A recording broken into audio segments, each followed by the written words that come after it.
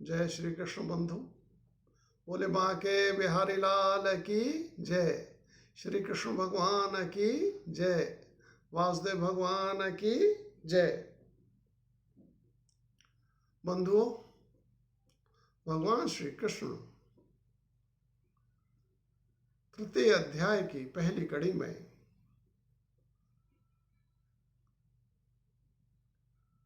बता रहे थे कि कोई भी व्यक्ति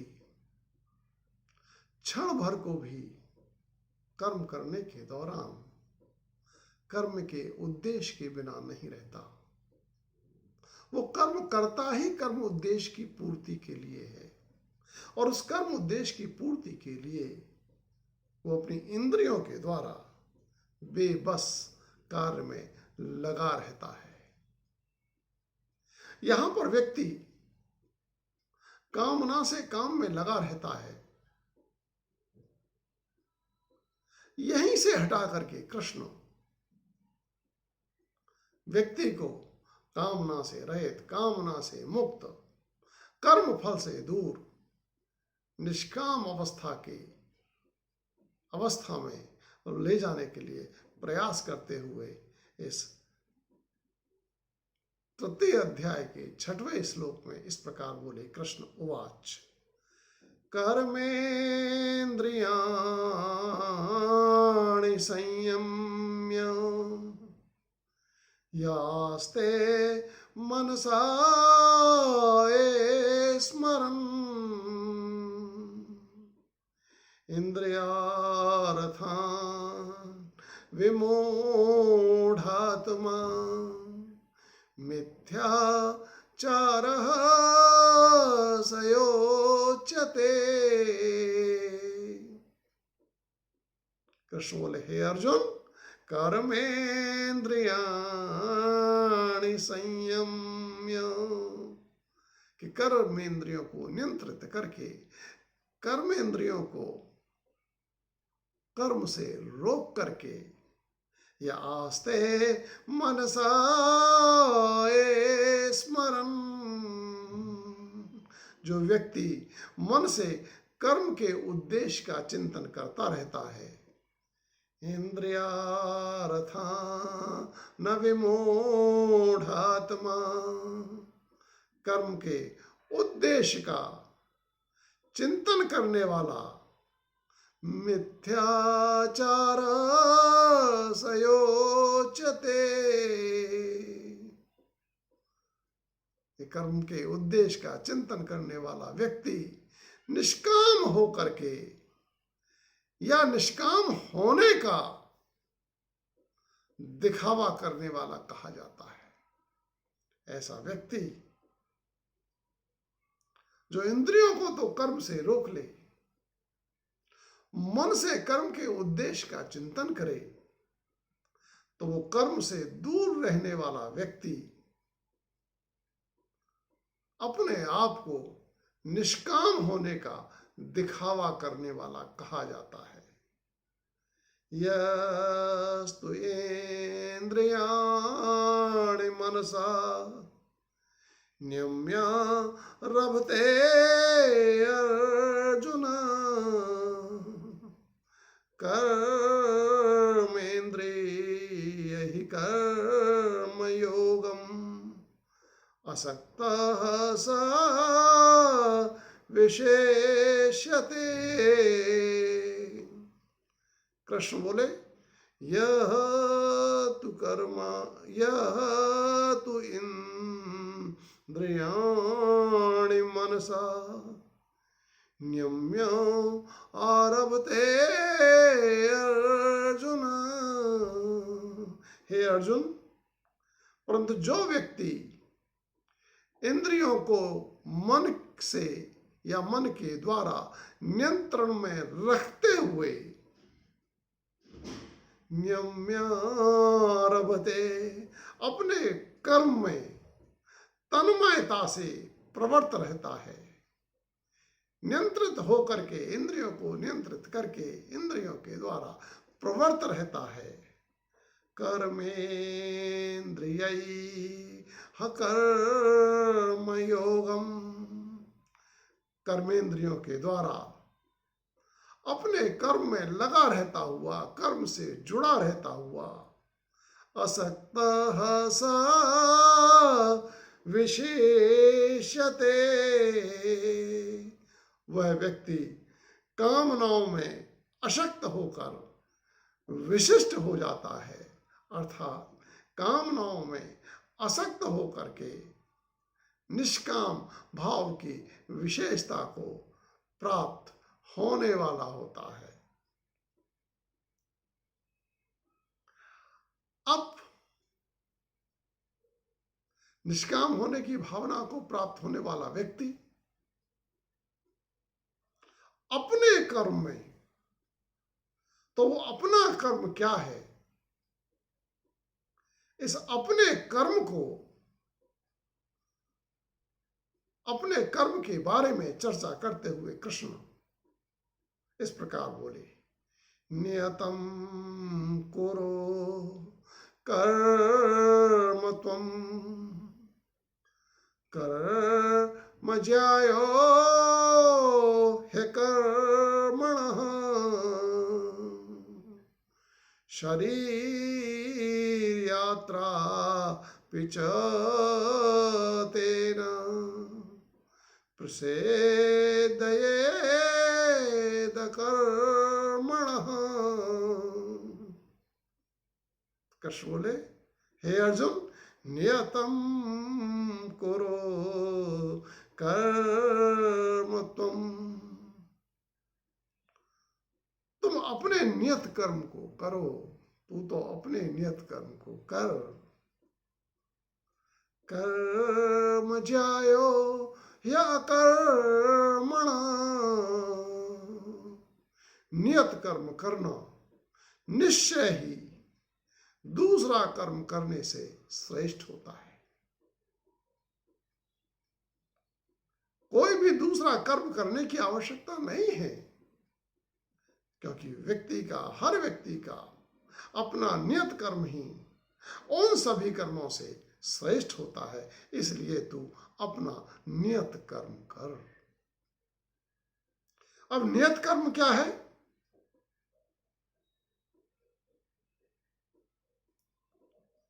अपने अस्तित्व को समझना चाहिए।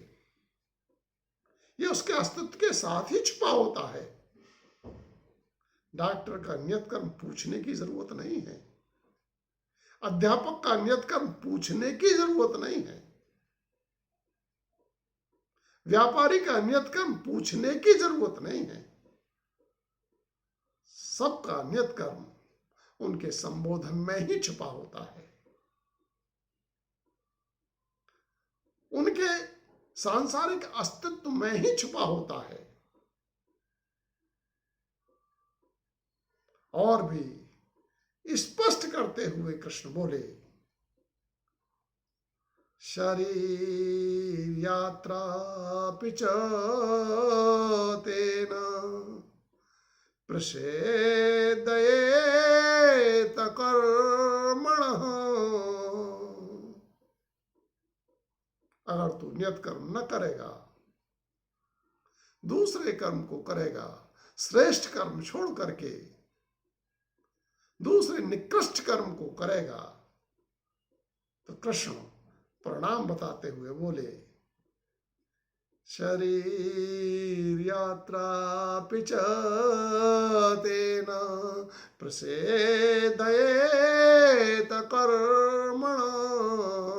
फिर तेरी जीवन यात्रा भी नियत कर्म छोड़कर दूसरा कर्म करने से प्रसिद्ध पूर्ण नहीं होनी चाहिए। अगर कोई अध्यापक, कोई डॉक्टर, कोई व्यापारी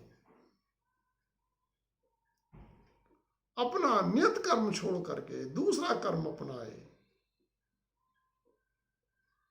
दूसरे कर्म में ज्यादा रस ले,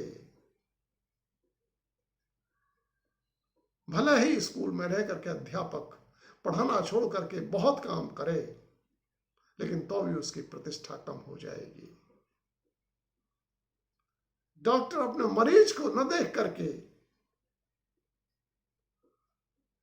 डॉक्टर होते हुए दूसरे कार्यों को करे, तो भी उसकी शरीर यात्रा प्रसिद्ध पूर्ण नहीं होगी।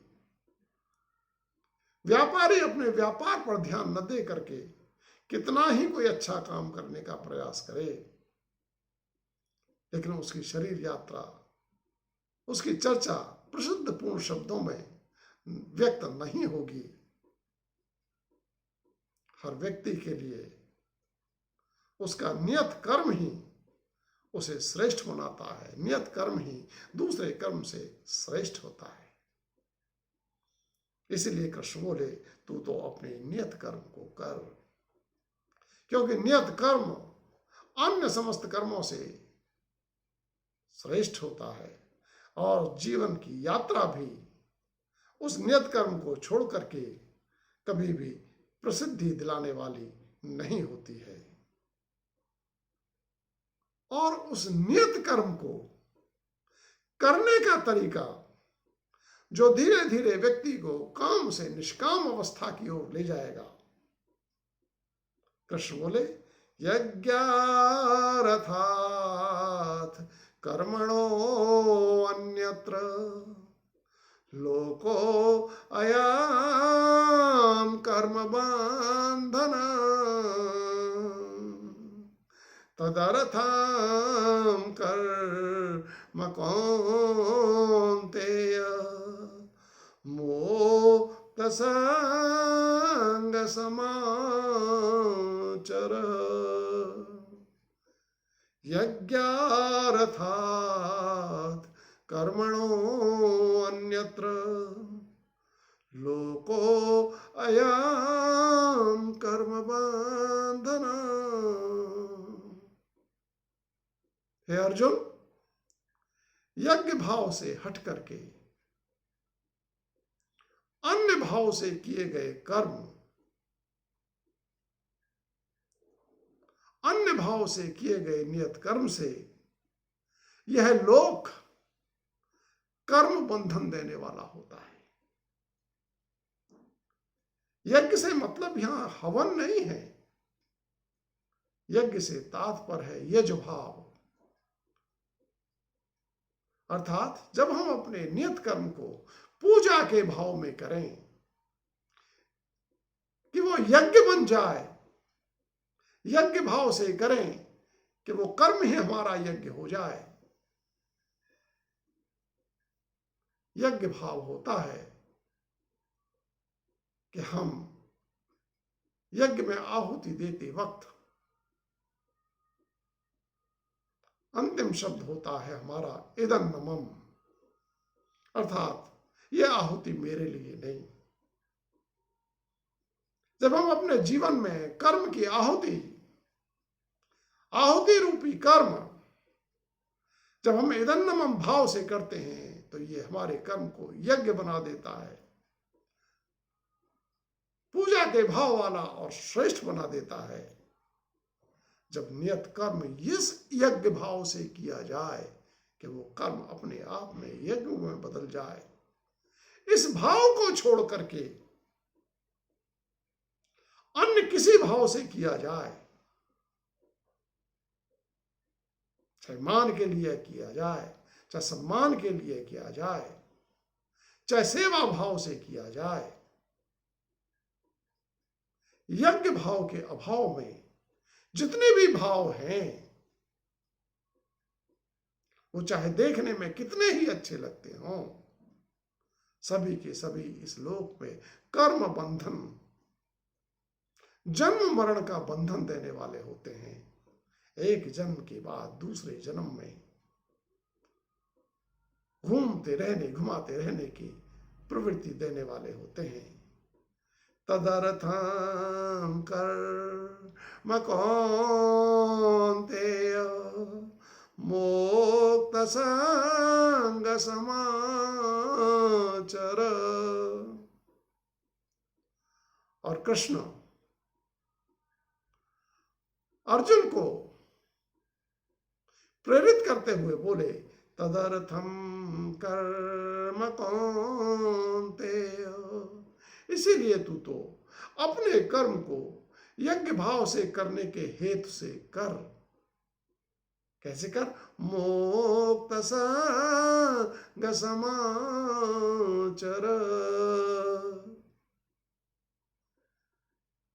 कि तू फलासक्ति से मुक्त रह करके और मुक्त रहने के लिए यज्ञ भाव से अपने कर्म को संपन्न कर। यज्ञ भाव से करने के लिए अगर हम फलासक्ति भाव से मुक्त रह करके कर्म करेंगे तो यज्ञ भाव को प्राप्त करने में आसानी रहेगी। और भी कृष्ण यज्ञ भाव के महत्व को बताते हुए, अनिवार्यता को बताते हुए बोले, सह यज्ञा प्रजा सृष्ट्वा पुरो वाच प्रजापते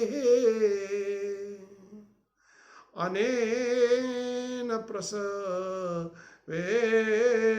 धूमेश वास्तु एष्टका मधुक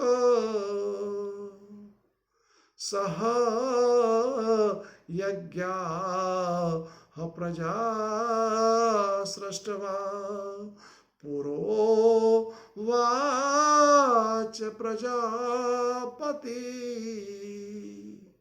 नियत कर्म को यज्ञ बनाने के विधान के साथ, इस यज्ञ भाव के साथ, इस प्रजा को रच करके, मनुष्य रूपी प्रजा को रच करके आदि प्रजापति ब्रह्मा ने आदि में ही प्रजा से कहा था। क्या कहा था? अनेन प्रसवेश्वधुम एषः वो अस्तु एष्टकामधुक।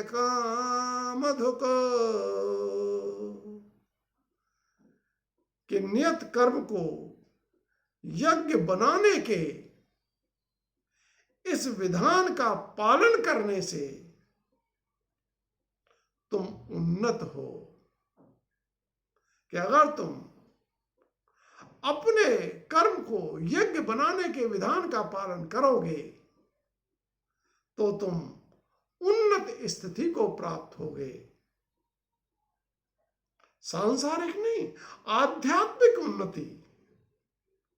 तुम्हारी यात्रा संसार से ब्रह्म की ओर प्रारंभ हो जाएगी।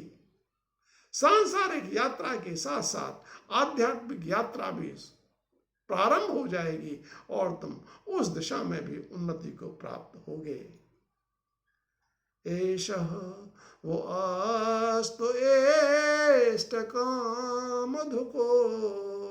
साथ ही उस आध्यात्मिक उन्नति के साथ, उस आध्यात्मिक यात्रा के साथ तुम्हारी सांसारिक यात्रा भी, यह यज्ञ का विधान, यह कर्म को यज्ञ भाव से करने का विधान तुम्हें शीघ्र ही सांसारिक सुखों को फल के रूप में प्राप्त कराने वाला भी हो। गोविंद जय जय गोपाल जय जय राधा रमण हरि गोविंद जय जय श्री कृष्ण गोविंद हरे मुरारी हे नाथ नारायण वासुदेवा। बोले बांके बिहारी लाल की जय।